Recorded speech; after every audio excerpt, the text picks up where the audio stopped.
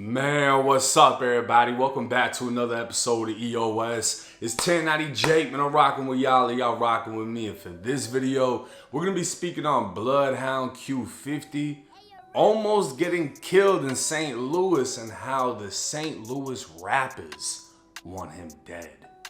There's few places that can compete with the level of killing within the city of Chicago. After all, Chicago is the birthplace of drill music and home to the legends of the genre. DJ Academic's Warren Chirac series remains a controversial topic, but his coverage of Chirac gave many of the early drill rappers a legendary status and truly put the spotlight on the madness in the city.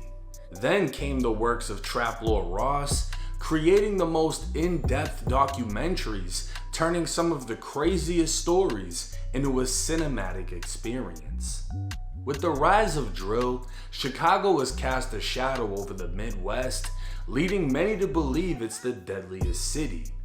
And then there's St. Louis. With a population 9 times smaller than Chicago, St. Louis has a murder rate 3 times higher and leads the nation in the sport of killing. On Sunday, August 17th, 2025, a man would take to Instagram outside of a hospital. A picture of a black truck with the windows shot out would make its way around social media as the man was alleging Chicago rapper Bloodhound Q50 was inside. Yeah, man, tell their ass check on Q50, man. They done parked this shit down there. But Lou is not sweet, gang. Black truck on flats. For those unfamiliar, Q50 is the name, Bloodhound is the gang, and Bloodhound would become famous through its top killer, Lil Jeff. Jeff would start dropping music in 2024 with his song Ah gaining every drill fan's attention.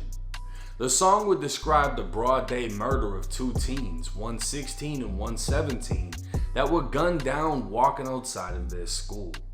The story goes they stole bust-down watches from Lil Jeff, taunted him on Instagram Live, and he caught them walking outside of school. Lil Jeff would later take to Instagram speaking on it. Hey, Lil Fredo, what you on, Lil Cuz? I still love you, folk, but it's like my little brother feel how he feel, and I'm around with him right or wrong or dead ass wrong. You know that. So it is what it is, folk. I wish y'all the best of luck, but we do spank ass, and you know this personally. For real, for real. We really kill kids, bitches, niggas. If it get to that point and a nigga make me mad enough, mamas will start getting all type of shit. My shit ain't on right. My shit really fucked up. Them purse fuck with my head. If I get mad enough, the shit will start happening. And y'all know this by now. I went black for like a week, and poof. Where you at? Gotta go. After that one, poof. I came back, poof. I don't live them niggas though. 21-year-old Jeffrey Harris would allegedly kill 11 people before being killed himself while trying to kill a 12th. The failed murder would be captured on video, and an associate of Jeff can be seen falling. He's alleged to be Jeff's right-hand man and the next demon to take over Bloodhound. His name is Q50. After Lil Jeff's death, Q50 would drop a music video showing him and pictures of Lil Jeff with 9 hats placed around him. These 9 hats are alleged to symbolize the 9 people Q50 killed, living up to Jeff's reputation. And apparently Q50 has been given updates on his kill streak for a while, as he made Facebook posts for his 7th and 8th killing. 4 months after Jeff's death, the news would report he was a primary suspect in the high school shooting, with surveillance video allegedly showing him putting in work. The only reason he wasn't charged is because he was killed. This would make his song go even more viral, reaching over 25 million views, as now the lyrics were solidified as truth. Q50 would continue on with the music, but his work in the streets was making more noise. Without signing a deal, Q50 would keep going viral for wearing rappers' chains, as rumors began to circulate he was now confiscating jewelry instead of lives. Then news broke that 4 were in critical condition after a shooting in St. Louis. Well, not exactly news. The news at the time of this video being made hasn't actually reported anything about a quadruple shooting with 4 in critical. The rumor actually came from a Reddit post. It seems all the talk of Q50 being shot or shot at came from the internet. Then more rumors began to unfold. It's alleged Q50 ran off with $60,000. It's unknown how it actually came about, if it was for a feature, a show booking, no one really knows. But the word is Q50 ran off with the money, and now fans are calling him Q60. This would be the alleged motive behind the alleged attack. Now Q50 was booked to perform in St. Louis at an after-party venue called Compound. The flyer would be posted to the club's Instagram, and Q50 would drop an Instagram story letting everyone know he was pulling up. Photos and videos of the rapper performing would hit the internet, leading to the rumor that he was booked to lure him back to St. Louis so shooters could strike. As more blogs began picking up on the rumors, St. Louis rapper Houdini Rel would go live, saying he never popped anyone that famous before. We gotta see if he did. I don't think he gonna make it, but we gonna see. I ain't never popped nobody that famous before. It's my first time. Now Rel is a close associate to a certified killer from St. Louis, CTS Lil Wick. Lil Wick would go viral back in 2022 when he was only 19 and charged with murder.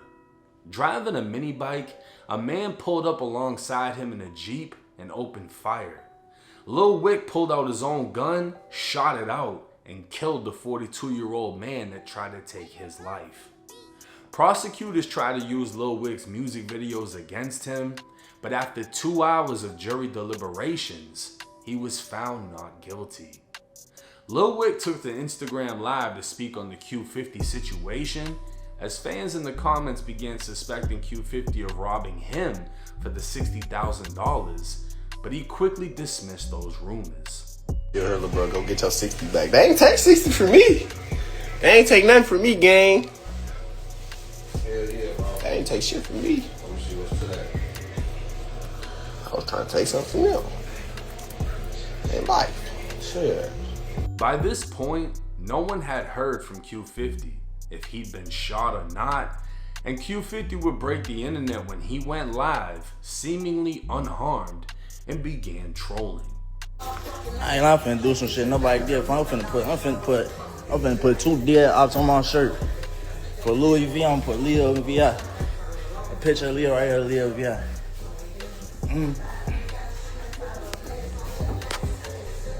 I ain't gonna know for a fact there's one, like Trap City, Risky Road, H395. I know for a fact y'all was hoping that shit true, cause I done fucked y'all up so many times. I know doing nothing for St. Louis watching that shit, you know what I'm saying? Nigga still ain't made that 60 back. That's fucked up. I made it hard for around niggas around. I make it hard for niggas to make money around this bitch. I ain't even out there. Lil Wick wouldn't hesitate to join the live and comment, "Come back to the Lou." It's clear that Q50 has a big target on his head in St. Louis, and it's guaranteed the trolling is only going to make it worse, because when you start dissing a whole city, it can get ugly. When you diss a city as deadly as St. Louis, you don't know who it's going to come from. You just know you have a whole lot waiting for you if you go back. Chicago rapper Lil Dre from 9-5 Mob would take to Instagram praising Lil Wick and a bunch of other St. Louis shooters, saying, "I love y'all on 2 times grave. Y'all stood on everything y'all told me. I got something for y'all." 9-5 Mob is apparently into it with the Bloodhounds in Chicago, and as federal as this post was, it shows Chicago hoods have connections to St. Louis hoods. And that old quote, "An enemy of my enemy is my friend," comes to mind. But until an arrest is made, we don't know the full details of what took place. All we know is it's highly unlikely Q50 will be getting booked in St. Louis anytime soon, because the Lou is ready to strike. Now, there's a lot of details missing, right? And I feel like that's why this is getting so much attention. Everybody immediately went off an Instagram post and a Reddit post that 4 people were shot, 4 people were critical. We see the blown out black truck, but we don't know what the fuck happened. There's no news report saying anything's happened. So we're kind of left having to piece together the rumors to try to figure out what is the truth, and that's what I attempted to do with this video. Did Q50 get shot? No. Did he get shot at? Possibly. Do people want to shoot him? Definitely. And now there's a whole lot of dissing going on where, you know, it's not going to be any coming back from that. And I don't think he's going to go back to St. Louis. If he does, I don't think he's going to perform. The thing is this, right? I can't say he ain't dumb enough to do this, because we're talking about somebody that, you know, takes drugs to deal with the things that they've gone through in life, right? We saw the same thing with Lil Jeff. Lil Jeff was going through a lot. He was doing a lot because of it. And his life ended how it ended. And when you're on that path where you're dissing the dead and allegedly turning people dead, and you have a sense of carelessness, you know, like you don't care about anything. It's kind of like how we looked at Julio Fulio leading up to what happened to him. He cared up until that point. And that one night that he got sloppy with it, they did it to him. And I'm not wishing anything bad on anybody. We've just seen how these things play out. And it's unfortunate, but sometimes you just have to watch it play out. But one thing I do know is Lil Wick got a certified body. St. Louis has damn near the most bodies. It's not a place to be fucking off. But let me know y'all's thoughts and comments in the comments section. It's 1090 Jake. I'm rocking with y'all, and y'all rocking with me. Until next time.